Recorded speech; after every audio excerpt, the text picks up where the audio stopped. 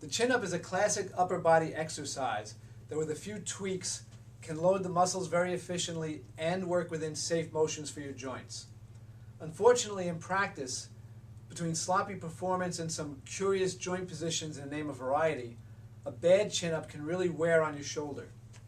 First, we'll look at how to do a chin up congruent with proper muscle and joint function, and then we'll explain some of the biomechanics behind each step. Okay, step one, about a shoulder width grip with either a parallel or partially supinated hand grips.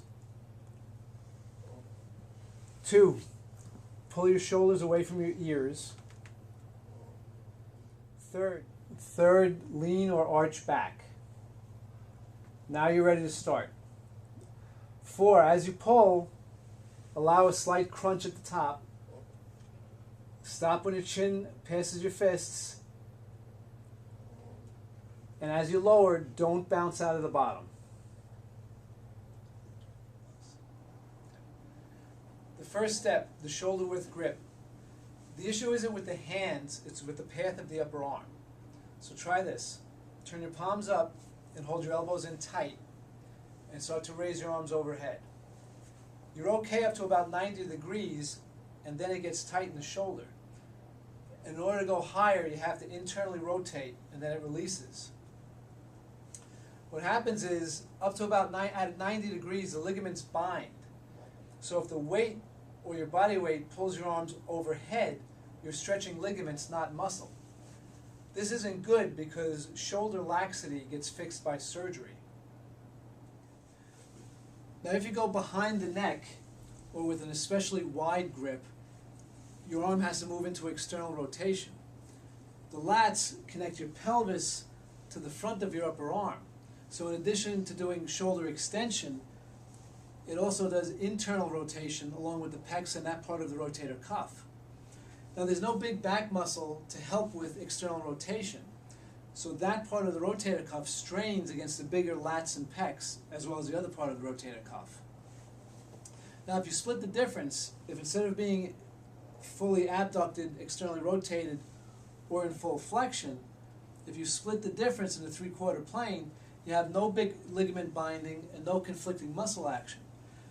That should determine your grip width, literally the path of least resistance, so that you can concentrate on the muscle work and not on fighting your own joints.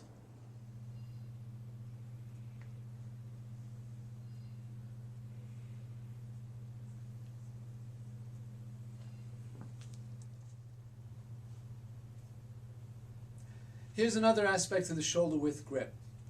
Now this is based on an overhead x-ray of the right shoulder. And what it shows is, with the arm in neutral, the socket of the ball and socket opens up not straight ahead or to the side, but in this 3/4 plane. This is part of the reason why going overhead is cleanest here. If you go to either extreme, very behind the neck or very close grip, you create an impingement here or here, not an acute injury, but over time it is putting extra stress in the shoulder area. Now some people can get away with a wider range because the depth of the socket is very individual, from a very deep socket to a very shallow one. So it's difficult to specify the exact one correct arm path. But if you're training with an eye towards the future, the two extremes, behind the neck or a super close grip, would be the ones to avoid. Okay, the third step is to lean or arch back. So,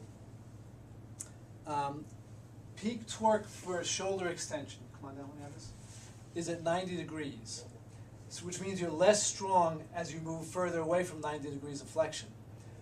If you're just hanging, your lats are in a weak position, your biceps and triceps are in a weak position, your deltoids are in active insufficiency, your traps are stretched out. The only thing holding your arm into your upper body is your rotator cuff, which is also in a weak position, but is trying to hold on involuntarily. By depressing your scapula and leaning back, the lats and traps are closer to their peak torque, so they can take the load off the rotator cuff. You want to keep your shoulders down and back during the pull so your lats have a stable platform to pull on your upper arm. Now at the top, stop at about where your chin clears your grip. If you try to touch your chest to the bar, it's more squeezing your shoulder blades than shoulder extension, so it shifts the load from the lats to the traps, which are in active insufficiency. The most vulnerable part of the rep is your arms overhead, especially at the end of the set when the bigger muscles are fatigued, so make a point of not bouncing in and out of the bottom. Save your rotator cuffs, live to train another day.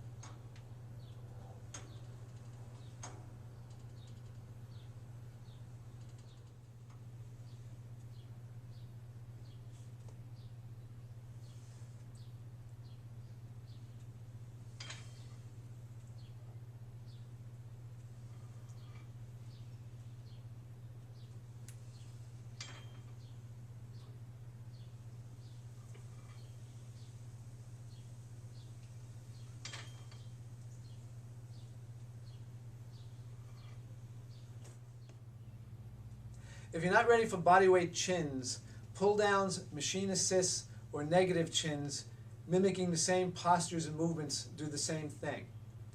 Whatever overhead pull you do, the lats are the biggest in the chain, so the body recruits them to bear most of the load.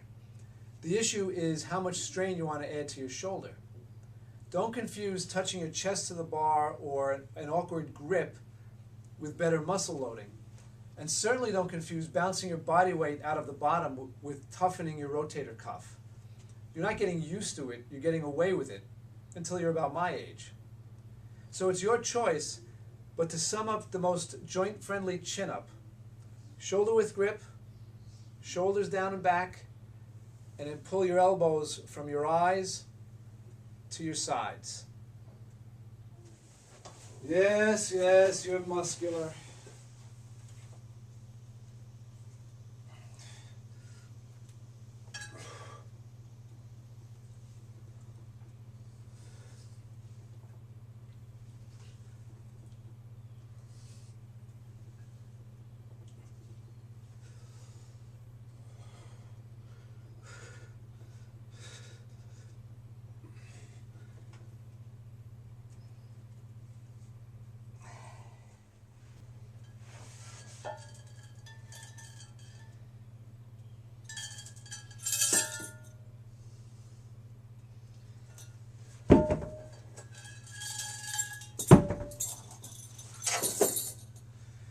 I got blisters on my fingers.